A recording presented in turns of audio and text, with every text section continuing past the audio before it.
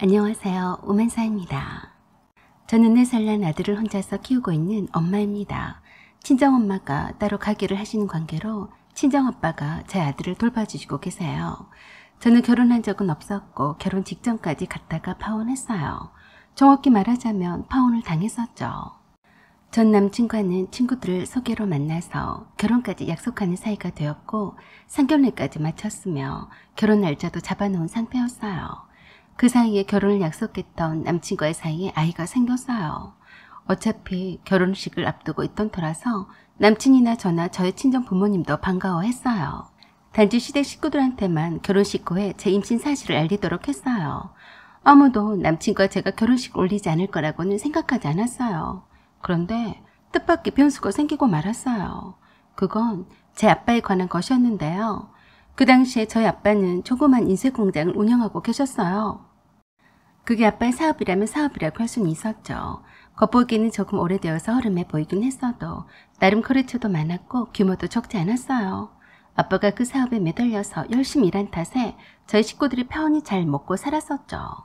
워낙에 아빠가 바깥일은 집에 오셔서는 입도 뻥끗하지 않으셔서 저와 동생과 엄마는 잘 몰랐어요. 나중엔 사실이었지만 거래처와 불미스러운 일 때문에 돈도 떼인 적도 있었고 직원들이 돈을 갖고 날라버린 통에 속을 깨나 썩은 적도 있다고 하셨어요. 그리고 조금씩 경영난이 있었다고 했어요. 집에 와서 아빠 일에 대한 속사정을 얘기를 해봤자 불안할까 봐서 말도 하지도 못하고 혼자서 많이 힘들어하셨어요. 그런 줄도 모르고 저와 엄마는 혼수다, 예단 예물이다, 뭐다 해서 행복에 겨운 노래를 부를 때 저희 아빠는 엄청 무거운 스트레스에 시달리며 어떻게 하든지 무너져간 아빠 사업을 회복하기 위해서 악정고투를 하셨다고 했어요. 내색을 하지 않으셨으니 엄마와 저와 동생이 알 리가 있었나요? 그때만 해도 결혼할 남친의 어머니는 저희 아버지가 인쇄공장을 좀 크게 운영하는 것을 직접 찾아가서 보시고는 굉장히 흡족해 했다고 들었어요.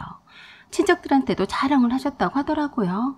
그런데 웬 마른 하늘에 날벼락인지 하루아침에 공장이나 집도 경매에 넘어가 버렸어요.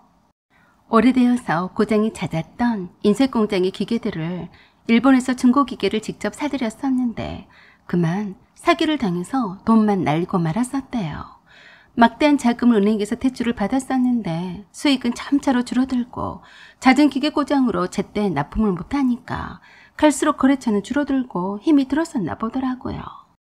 하필 제가 결혼식을 앞두고 아빠 사업이 망하자 제 결혼식이고 뭐고를 떠나서 정신이 하나도 없었어요. 당장에 저희 식구들이 길바닥에 나앉게 생겼으니 말입니다. 그 정신없는 와중에 예비 시어머니가 저를 시댁으로 불렀어요. 그날따라 맛있는 밥 한 상을 차려놓고 기다리고 계셨어요. 평소에 계셨던 아버님도 다른 식구들도 보이지 않았어요. 남친은 조금 늦게 도착한다고만 연락이 왔어요. 그래서 남친의 어머니 뵈서 파혼하자는 말을 나올 줄은 꿈에도 생각하지 못했었죠. 남친의 어머니가 제게 수저를 지어주시면서 그러셨어요. 네 아버지 일 때문에 힘들지? 네. 그럼 네 식구들은 어떻게 하기로 했니? 네, 일단 갈 곳이 없어서 시골 빈집에라도 임시로 들어가 살기로 했어요. 세상에 어쩌면 좋으냐? 아이고 어쩌다가 그렇게 되셨대. 저는 깜빡 속았어요. 예비 시모가 예비 며느리를 위로하기 위해서 부르신 줄 착각했어요. 남친 어머니가 하는 그 다음 말에 환상이 깨져버렸죠. 한번 점이라도 보라고 하지 그랬냐? 잘 나가던 사업이 갑자기 망한 것이 이상하지 않니? 네? 글쎄요. 그런 거 볼 여유도 없어서요.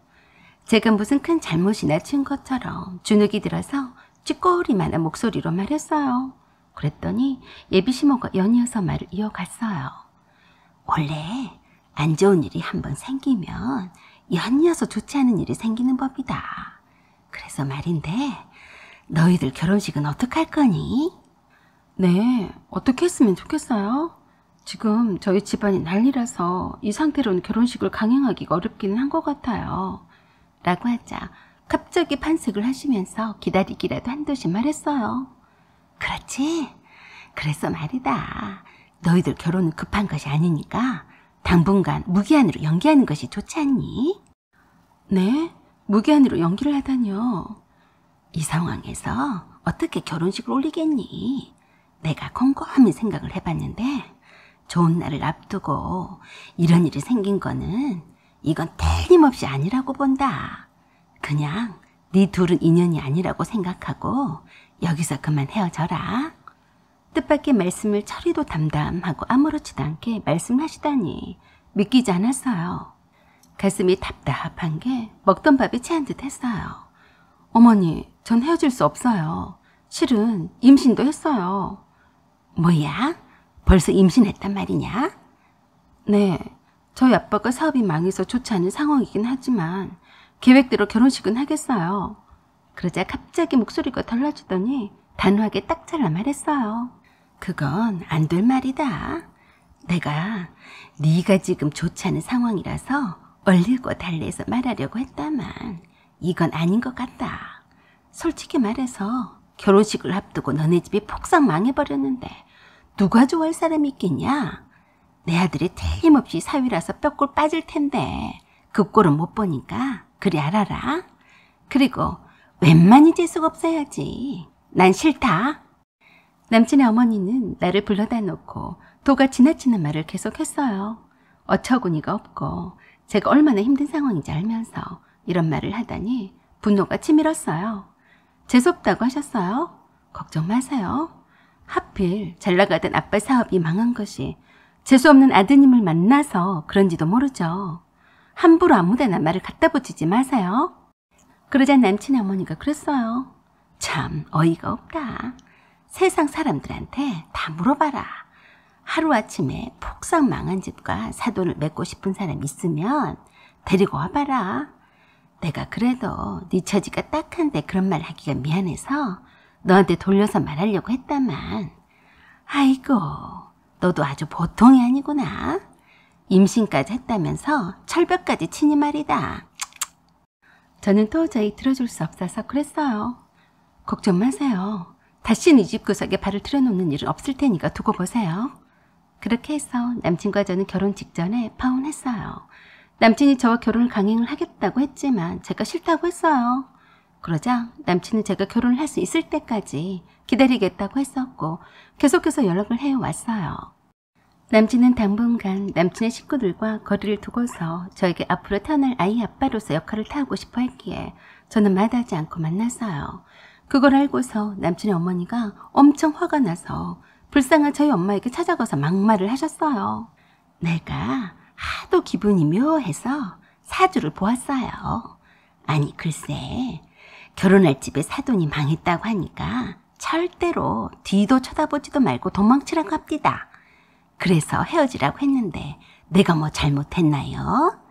어련히 알아서 눈치껏 헤어져야지. 내가 이렇게 찾아와야겠어요. 라고 하시면서 삿대질 하시다가 가셨다고 했어요. 그 말을 들은 제가 엄청 폭발했어요. 그렇지 않아도 아빠 사업이 망해서 오갈 데가 없어서 시골 빈집에 들어와서 거지처럼 살고 있어서 우울증까지 오신 엄마에게 할 소리 못할 소리를 다 퍼붓고 갔다니 피가 거꾸로 솟는 느낌이었어요. 그래서 남친 집으로 쳐들어갔어요. 그리고 저주를 퍼부었어요. 재수 없으니까 당신 아들이나 내게서 떼어가요. 그리고 당신이나 당신 아들이 하는 일마다 다 망하는지 안 망하는지 돈은 크게 뜨고 지켜볼 거예요. 내가 다른 건 몰라도 매일 당신 모자가 망하게 해달라고 기도할 거니까 어디 두고 보겠어요? 라고 악담을 하고서 나왔어요. 그리고 남친을 만나지도 않았고 연락도 끊었어요. 오히려 안달이 난 사람은 남친이었고 자기 엄마랑 연을 끊고 살겠다고 했어도 받아주지 않았어요. 그렇게 몇 달을 찾아오고 쫓아다니고 했어도 투명인간 취급을 했더니 진이 빠졌는지 갑자기 연락이 없었어요. 저는 그냥 잿불에 꺾여서 연락이 없는 줄로만 알았었죠. 그 후로 저는 혼자서 아들을 낳았고 친정 엄마와 함께 길렀어요. 그러다가 엄마가 시골 읍내에서 작은 국밥집을 시작하시면서 아빠가 제 아들을 돌봐주셨어요. 저도 일을 해야 했기 때문에 주말에만 아들을 보러 내려갔어요. 엄마 국밥집에서 아들과 함께 있다가 데리고 나왔는데 뒤에서 누가 따라오는 낌새가 느껴졌어요. 이상해서 뒤를 돌아다 봤는데 글쎄 남친의 어머니가 남루한 행색으로 따라오고 있었더라고요. 저도 모르게 제 아들을 끌어안고 말했어요. 뭐예요? 할머니가 왜 따라와요? 네 아들이 맞니? 우리 영찬이랑 참 많이 닮았다 라고 하면서 안고 있는 제 아들한테 눈이 꽂혀서 환장을 하며 달려들 기세였어요. 저리 가세요. 그랬더니 사정을 하면서 말했어요. 내 손자가 아니냐.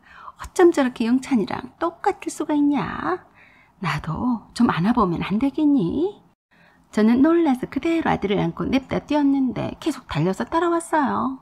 그러면서 그랬어요. 내가 잘못했다. 임신한 너를 그렇게 내치는 게 아니었는데 잘못했어. 한 번만이라도 내 손자를 안아보게 해주면 안 되겠니? 라고 하면서 아주 자랑하게 말했어요. 그래서 제가 그랬어요. 미쳤어요? 감히 누구 손자라고 그래요? 전 할머니를 모르니까 저리 가세요. 라고 했더니 아들을 안고 있는 제 팔을 붙들고 놔주지 않으면서 환장을 한 듯이 제 아들을 쳐다봤어요. 그러면서 그랬어요. 너무 그러지 마라. 나를 용서해. 너도 아들을 낳았으니까 내 심정을 알 게 아니냐. 어처구니가 없어서 단호하게 말했어요. 임신한 나에게 아빠 사업이 망해서 재수가 없으니까 그 난리를 치고 파혼시킨 게 누군데 그래요. 그래서 내가 죄받았다. 영찬이가 그래서 사고로 저 세상에 가지 않았니? 저는 그때서 알게 되었어요. 갑자기 남친이 연락이 두절이 된 이유를요. 어딘가에서 다른 여자를 만나서 결혼을 하고 잘 살고 있겠지 싶었는데 그동안 하늘나라에 가 있어서 그랬다는 것을 알고 저도 적잖이 놀랐어요. 강제로 파혼을 시켰던 남친 어머니가 원망스러워서 대판 싸우고 집을 나섰다가 사고를 당했다고 하더라고요. 그때 충격으로 힘들어하다가 남친 아버지가 남친이 죽게 된 탓을 남친 어머니한테 돌리자 이혼을 하게 되었고 심한 우울증 때문에 함께 살던 딸도 떠났다고 하더라고요. 그리고 몇 달 전부터 제가 아들을 낳았다는 소식에 몰래 숨어서 보러 자주 왔었다고 했어요.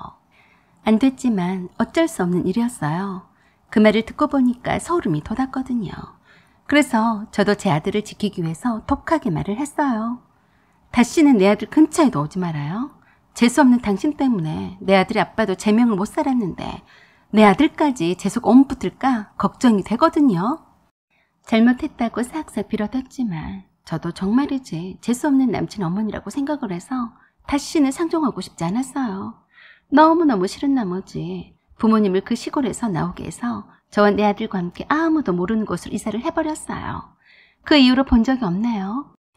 제가 말한 저주가 씨가 된 듯이 남친과 남친 어머니가 불행해진 것을 보니까 참 씁쓸했습니다. 사연은 여기까지입니다. 구독과 좋아요 부탁드려요. 감사합니다.